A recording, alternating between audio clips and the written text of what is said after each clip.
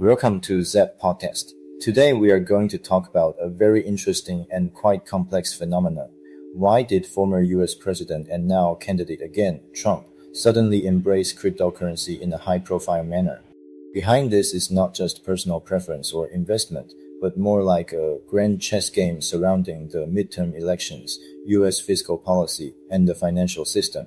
The bull market has arrived. You hear may not be pure market frenzy, but a carefully designed leverage game, and the end signal of this game may even appear in the place you least expect. Let's first pull the scene back to the current situation in the United States. The US is already a financial superpower, but recent strikes against Iran have not gone smoothly, gradually turning into a turn-based game, and recently the focus has shifted to the financial and trade sectors. The world is material, leaving aside whether US hegemony can continue.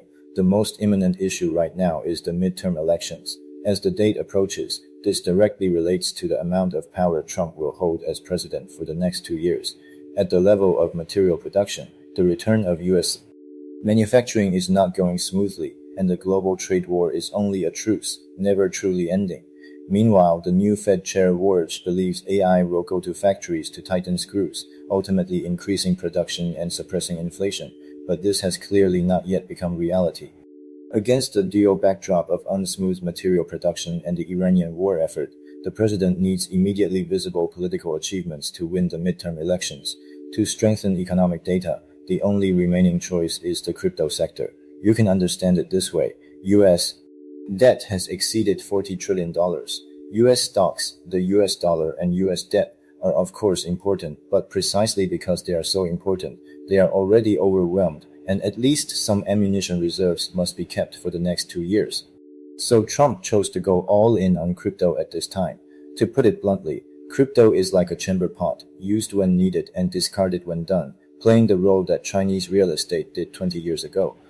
Coincidentally, Trump, as the crypto president, not only issued the dollar Trump coin to make a fortune, but also was not successfully hunted down by the Democratic Party, because the stock trading of Pelosi and others is also hard to call clean.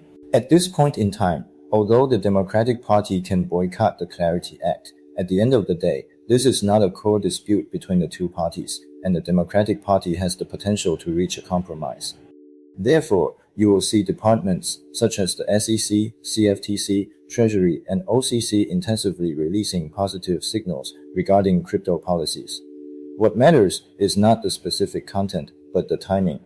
Crypto has already split into 4 branches: cryptocurrency, prediction markets, stablecoins, and perps. Trump, as an old man, can only encourage everyone to buy BTC and other boomer coins. Besant wants to use stablecoins to expand the US dollar and digest US debt, looking like the most normal human. The CFTC's prediction markets and perps are listed separately as trading tools, pointing to asset trading such as AI and computing power. The SEC's cryptocurrency rules point to restarting ICOs, releasing pressure for US stocks that have long been under pressure. Everyone is talking about cryptocurrency, but everyone's direction is actually completely different. But everyone can see their own value under cryptocurrency, and that is enough.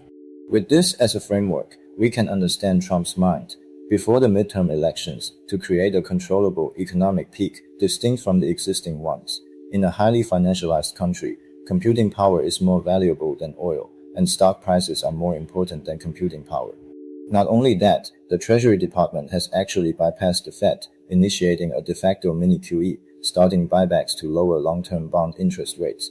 But all this comes with a price and will harm the US economy in the long run. But it doesn't matter. The long run is in the future, and the election is right before our eyes. Of course, this is the macro source of cheap money.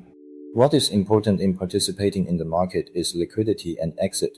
But first of all, you must set your mindset right and not fantasize about using talking points to just go through the motions in social situations. A spectator mindset is unacceptable. You must participate in cyclical changes. Even if you can't make money in the current period, maintaining your touch, summarizing, and reflecting is the only way to discover or even create the next cycle. Now let's see how the bull market will disappear. Whether it's me writing the article or you reading it, we are most likely outsiders. We can only watch the dealer deal the cards and find the right timing to check raise. Such signals are not hard to find. On August 18th, Arthur Hayes announced his appointment as CEO of Flop, starting to bet on the combination of AI and crypto. Earlier on August 15th, CZ once again played with everyone using $Mars coin. Once or twice is a coincidence, but when hyperliquid appears on Trump's lips, it can only mean that everyone is working hard, just choosing different paths. But they all made their choices in advance, and it is a time-limited bull market. As mentioned earlier, after the midterm elections, regardless of success or failure, crypto will be put on the back burner. US stocks are the main business. The rotation of AI, computing power, and pharmaceuticals rising aligns with long-term interests. Just as we see coins possess a value narrative, pure nihilism cannot make people love it for long. Once Trump loses and both houses change hands to the Democratic Party, a lame duck president will be able to do even less than now, and the crypto tycoons who went all in on the Republican Party will also be jointly hit, such as Sung Yu-chun. The White House is pushing, but power is not all in the White House. Congress determines long-term rules, and independent regulatory agencies control the pace of implementation. Outside of politics, we are a later source of information than CZ Hayes and Hyperliquid. They set up the trap and we enter it, so there will be signals before they withdraw, such as the passage of the Clarity Act. Yes, even the passage of the bill is a withdrawal signal because it means Trump will make a compromise, or that good news being exhausted is bad news. The treachery of the market has always been cruel. However, the great bubble has already been blown up. Currently, there are two main lines that can be seen. First, CZ is already anxious. He is still at the card table, but he has been marginalized. Both the person and the product are marginalized. The next market moves will be even bigger, and HAPE versus Binance will continue to be the main line. Binance has started market making, and CZ used meme to warm up on August 15th. He is unable to participate in Trump's closed-door meetings and the CFTC IAC meeting, as well as unable to get a MiCA license in Europe. So mainland users will be his only effective market-making direction, and a wave of positive news can be expected. Binance cannot be a player in the US compliant market. Before the results come out, the main players all know it. If you don't know, then you are not a main player. Coinbase can survive on the single US market, and Nvidia's US stock listing can reach 5 trillion. If perps plus computing power will blow an epic bubble, then Coinbase or Robinhood will also see double benefits. Second, new opportunities come from the Genius Act, which the Treasury is implementing, and the OCC is urging banks to make concessions to reach a compromise on the revenue distribution that is most concerned in the Clarity Act. The Clarity Act will clarify the regulatory scope and the compliance of third-party distribution of revenue, so exchanges or public chains will further become channels or routers. Their greatest value is no longer asset issuance and creation, but cheaper, broader audience terminal user reach. Hyperliquid entering the US compliantly, or the prediction market Kalshi choosing to IPO, will not be particularly significant unless buying the related underlying assets. The reason is actually quite paradoxical, because Americans do not lack financial trading tools. If the institutional narrative can be told well or potential regulatory actions are lifted, it may be beneficial to related assets. However, referring to the BTC spot ETF, before it passed, everyone was looking forward to it, and after it passed, everyone was silent, and the crypto circle entered a greater depression. How to exit before the depression is a required course for everyone.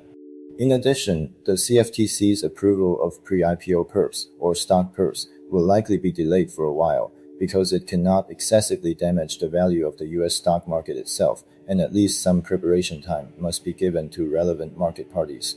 Finally, I want to end with a sentence, and I saw a new heaven and a new earth, for the first heaven and the first earth had passed away, and there was no more sea. Looking at the United States from the perspective of the crypto market, US stocks are DeFi, and now they are preparing to add perps, or prediction markets, and other gameplay. But the value of the main token, US debt, and the staked US dollar is unstable, urgently needing token inflation to release liquidity to restore confidence. But this inflation cannot be done directly with US debt. It requires a new leverage mechanism, cryptocurrency, to add freshness and thereby attract new players to enter. There is nothing new under the sun. Before participating in the game, be sure to prepare for your exit. If you are also managing multiple wallets, DeFi positions, and portfolios, you can visit the Zap Pilot official website to make portfolio management simpler and clearer.